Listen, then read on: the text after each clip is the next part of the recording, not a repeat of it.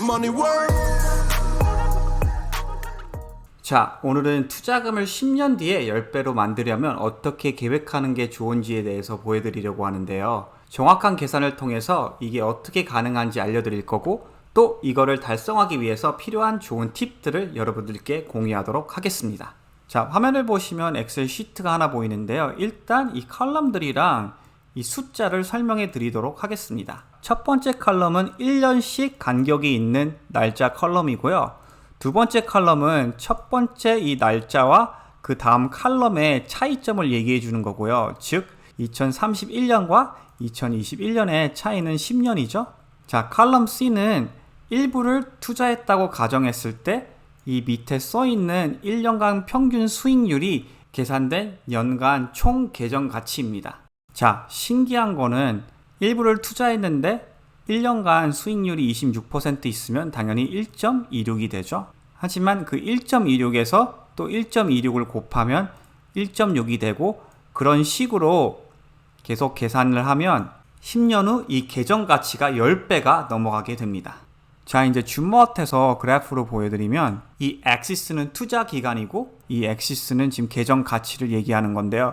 보시다시피 1년 뒤 1.26이지만 이 상태로 계정 가치가 계속 올라가게 되면은 10년 뒤에는 결국 10배가 조금 넘다는 거죠. 자, 1년간 수익률을 지금 26%로 계산했는데요.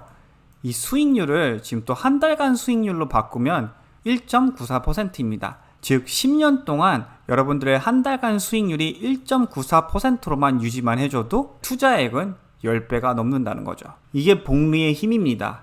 다시 말씀드리지만 이 수익률만 유지만 해주면 1억을 투자하셨으면 10억이 되는 거고, 10억을 투자하셨으면 100억이 될 수 있다는 뜻입니다. 자, 지금은 26%로 계산해서 딱 10배가 나왔는데요. 26%가 조금 힘들다고 생각하시면 한번 20%로 계산을 해보겠습니다. 자, 이제 20%로 계산을 하면 10년 뒤에 여러분들의 투자액은 6.2배가 더 오르는 거고요.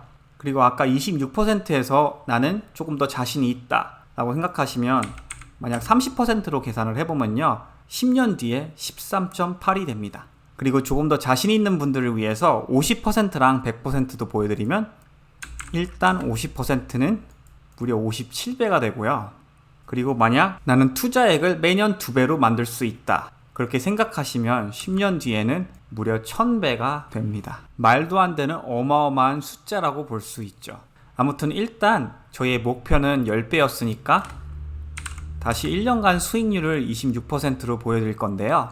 자, valuation, 즉 주가 가치가 지금이랑 10년 뒤랑 똑같다고 계산을 했을 때 저희는 수익을 매년 26% 올릴 수 있는 주식을 찾아야 합니다. 그게 꼭 매년간 딱딱 26%가 올라야 된다는 뜻이 아니고요. 평균적으로 10년 동안 매년간 26%의 성장률을 보여야 한다는 거죠.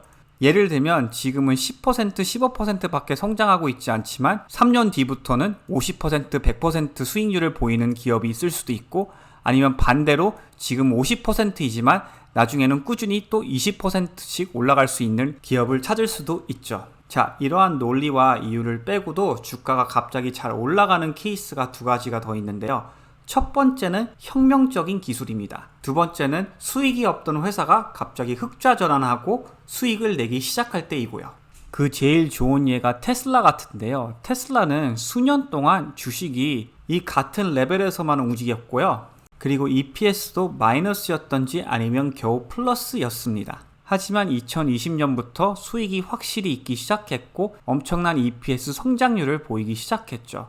그래서 주가가 2019년 중순부터 계속 올라가기 시작했고요. 그리고 전기차 시장도 아직 꽉 잡고 있고 혁명적인 기술도 같이 있는 회사이죠. 그래서 다시 말씀드리지만 성장률이 좋던지 아니면 혁명적인 기술에 있는 기업에 투자하는 게 굉장히 중요합니다. 자, 두 번째는 시장 섹터의 흐름을 파악하고 그 흐름을 어느 정도는 따라야 한다고 저는 생각합니다. 자, 일주일 전에 제가 포스팅으로 말씀드렸었는데요. 요즘 장에 성장주들이 가치주로 로테이션 한다고 말씀을 드렸습니다. 물론 이건 일반인들이 알기는 굉장히 힘들 텐데요. 보시다시피 이 박스만 보셔도 성장주들이 이렇게 가치주로 이동을 했었죠. 그래서 이러한 움직임이 보일 때 일단 성장주에서 어느 정도 가치주로 주식을 옮기던지 아니면 성장주를 매도함으로써 그 비중을 줄이고 캐시 비율을 늘리면서 나중에 더 좋은 가격을 기다리는 것도 방법 중 하나입니다. 여러분, 예를 들면 저희는 결국 파도 위에 나뭇잎 하나 정도입니다. 즉 아무리 애를 써도 나뭇잎이 파도를 움직이게 할 수는 없죠.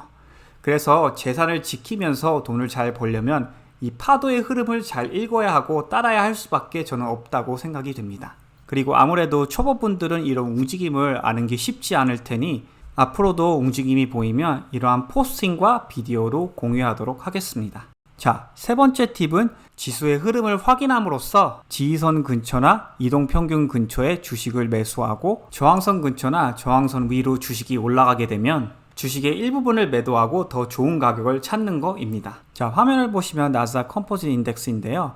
보시다시피 이 지지선 레벨에서는 주가가 어느 정도 계속 반등했죠. 물론 최근에는 좀 더 내려갔지만요. 그리고 이 저항선 레벨 때는 주가가 어느 정도 내려갔던 게 보입니다.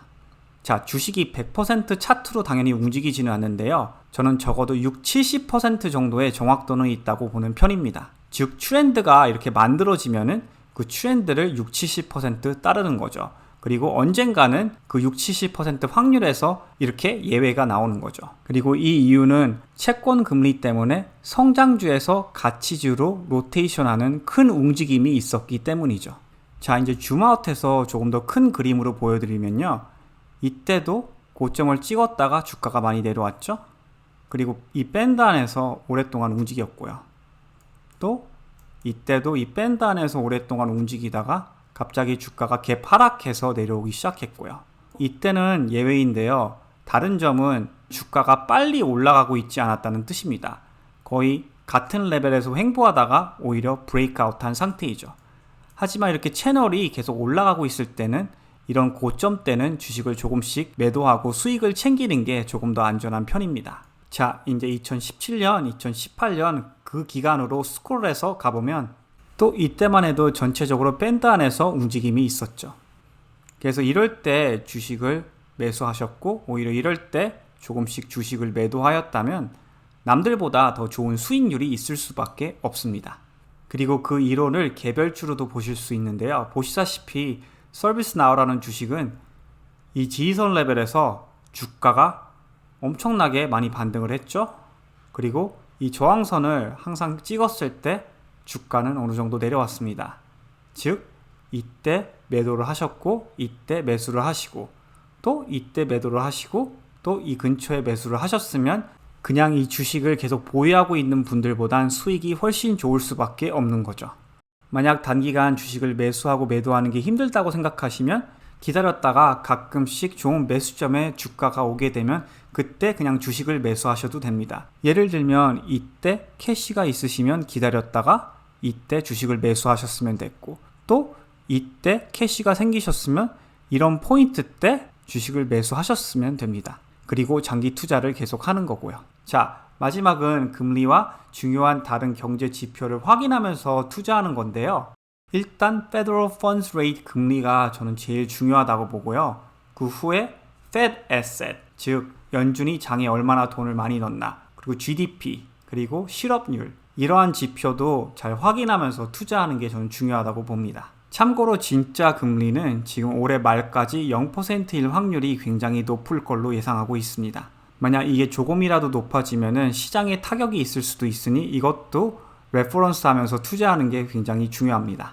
그리고 최근에 10년 채권 금리도 많이 올라갔는데요. 물론 금요일 날은 좀 내려왔지만요. 성장주에 혹시 비중이 많으시면 이것도 모니터링 하면서 투자하는 게 중요할 것 같습니다. 지금 금리와 중요한 다른 경제 지표에 대해서는 굉장히 간단하게 설명해 드렸는데요. 이거에 대한 영상은 제가 나중에 따로 올리도록 하겠습니다. 자, 그래서 오늘의 결론은요. 제일 중요한 거는 일단 성장률이 좋은 회사 아니면 혁명적인 기술이 있는 기업을 찾고 투자하는 거고요. 그 후 시장 섹터 흐름도 잘 파악하고 그 흐름을 따르면서도 투자해야 하고요. 그리고 지수, 개별 주식의 기술적인 분석을 통해서 그 주식이 지지선과 이동평균 근처에 있으면 매수를 하시고요. 저항선 근처에 있으면 오히려 주식을 매도하는 거를 전 추천합니다. 물론 장기 투자하시는 분한테는 그냥 지지선 때 계속 매수를 하시면 될 것 같고요. 그리고 밸류에이션 점검까지 하면은 저는 그걸 플러스로 봅니다. 마지막으로 금리와 중요한 다른 경제 지표도 확인하면서 투자하는 거입니다. 몇 개 말씀드리면 금리도 있고 채권 금리도 있고 실업률도 있고 Fed 에셋도 있고 GDP도 있습니다. 이거에 대한 좀 더 디테일한 영상은 제가 나중에 따로 만들도록 하겠습니다. 오늘 영상은 여기까지 할 텐데요. 오늘 영상도 도움이 되셨다면 구독과 좋아요 꼭 부탁드립니다. 그리고 성장률이 좋은 회사나 아니면 혁명적인 기술이 있는 기업을 앞으로도 이 채널을 통해서 많이 소개해 드리도록 하겠습니다. 오늘 영상은 여기까지이고 오늘도 시청해 주셔서 대단히 감사드립니다.